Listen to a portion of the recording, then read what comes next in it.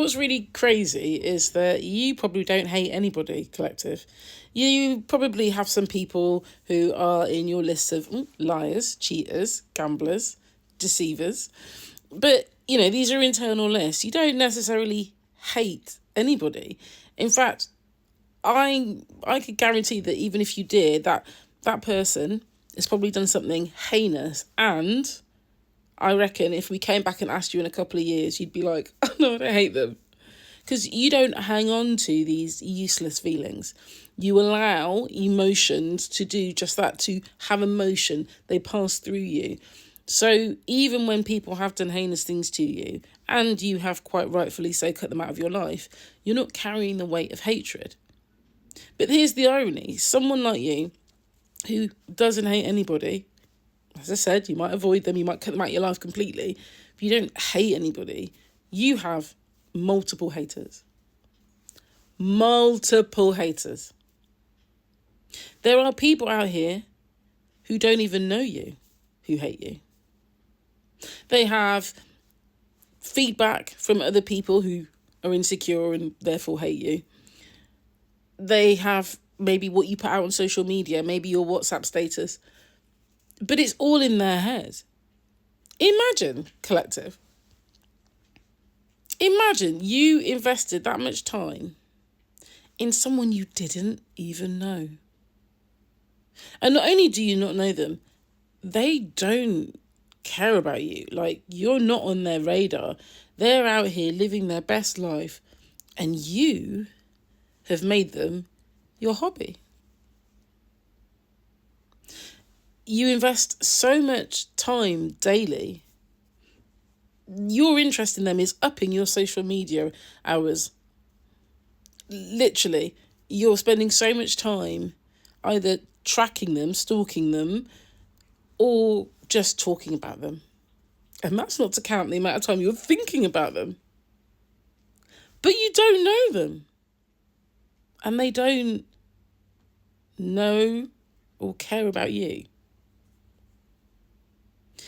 That's a sickness. That's actually really sad. Because we know that feelings of hatred, they, especially when you've been, usually when you've been egregiously harmed in some way, that's a heavy emotion. And it might seem trite when you're really hurting, when people are telling you, you've got to get to a place where you can let this go, where you can forgive this person. But those of us who are on this continuous healing journey, getting to know ourselves, getting to understand our path and purpose, actually, we get it. We're like, yeah, hanging on to hatred, envy, all these heavy emotions, negative emotions, in the end, it just does far more damage to you than it will ever do to the other person. So marvel at the fact that there are people out here who hate you, collective. Multiple people. They don't know you. Even if you somehow maybe got to make their acquaintance, let's say they're the family member of your ex, or maybe your ex's karmic friends, or maybe karmic work colleagues. They know a tiny, tiny, tiny facet of you.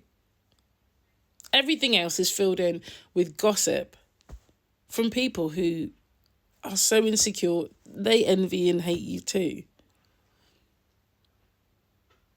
Literally, some of us were sleeping with the enemy.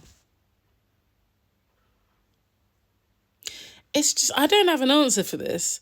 I find it really fascinating to think about from time to time. That out there, collective, we're moving through the world, trying to find our best selves, trying to bring our best selves to the party, to the table. Spreading joy where we can. Finding joy for ourselves always and for those that we love and care for. And this sort of behaviour apparently is so hateful. There are multiple people for whom it is a daily habit to check in with us just so they can hate us for being us a little bit more.